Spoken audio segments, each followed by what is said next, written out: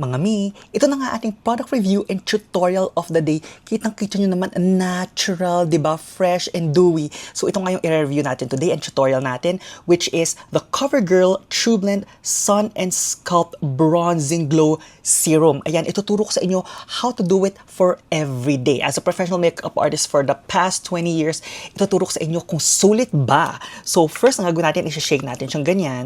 Pagkatapos, i-pump mo siya yung ganyan, isang pop lang mga mi. Pagkatapos, make sure na gumawa ka ng bilog na kasing laki ng brush head mo. Pagkatapos nun, kukunin mo yung kabuki brush mo, tapos ididip mo siya doon sa liquid bronzer. That's the reason why kailangan kasing laki nung bilog yung brush head mo kasi very even siya to begin with. So ito nagagawin na natin. So you're gonna start right at the back of your cheekbones. Yan, going towards right here, right on your cheeks.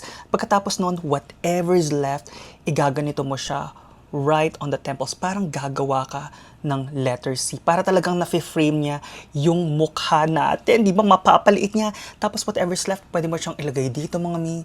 Tingnan mo, di ba, ang ganda, ang juicy. Pagkatapos nun, whatever's left, pwede mo rin kunin to, yung synthetic brush mo. Tapos pwede mo rin siyang i-contour sa ilong mong ganyan. Tingnan mo mga mi, ang ganda. As in, natural lang siya. Good for everyday. It's not too orange, it's not too gray. Pagkatapos kung feeling mo, meron kang ganyan, all you have to do is just get your damp sponge, tapos iganon mo lang siya mga mi. And that's it. Ganun lang siya kadali. It really gives warmth to your skin.